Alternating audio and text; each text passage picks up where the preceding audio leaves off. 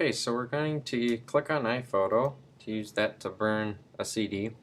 Note, I have only opened iPhoto at this point. I haven't put the CD in yet, so just have the CD ready.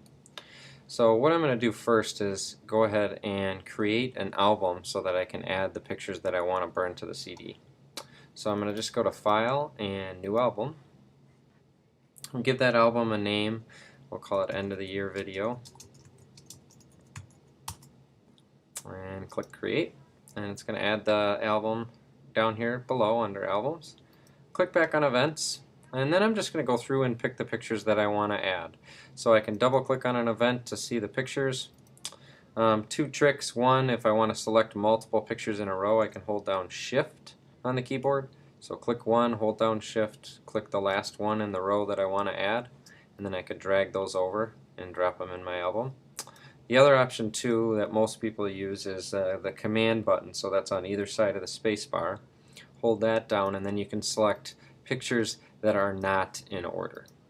Okay, so I just selected those 4 pictures. I'm going to go ahead and drag them over. Notice the 4 that appears because I'm dragging 4 pictures over, and then once I get to the folder it highlights in blue and I get that green plus sign that lets me know it's ready to add. So I'll let go and then those pictures are in that album. So click back on events now and I'm going to go to this one, and maybe I'll just pick 2 from this one.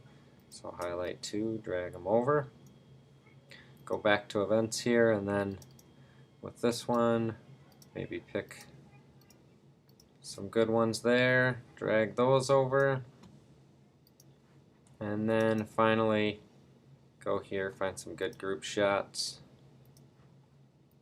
and drag those in. Again, for the most part I think you are going to use the Command button. So I'm holding that down, selecting the multiple pictures I want to drag, and then dragging them over all at once. So then if I go to this folder, I can see that I have, if I click away here, at the bottom here it shows me I have 15 photos that are in this album. So you want to be around 15 or 20, 25 at the most, otherwise the end of the year video will have too many pictures. So now the next thing we're going to do before we put the CD in is we're going to add an icon over here that I don't see right now. It should say Burn. So what I'm going to do is go up to View, and then I'm going to look for Show in Toolbar, and then I'm going to go down to Burn, and that will actually check that. It'll add the burn icon over here, so it'll allow me to burn these pictures to a disk. So I've got the album selected with the pictures I want.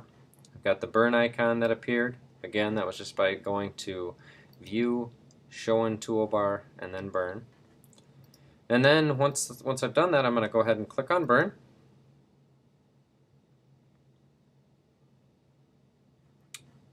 And it's going to tell me, please insert a blank disk to burn photos onto a CD or DVD for viewing in iPhoto. We would need to do it differently if we wanted to create a CD for use on other computers other than Macs, but for what we're doing this for, this is perfect. So go ahead and just put a CD in. You don't even have to click OK, you just put the CD in, and once it recognizes it, it should go in. Okay, so it's recognized the disk. It shows me what the name is going to be here. I'm going to go ahead and rename this and say Knievi because it's from my classroom.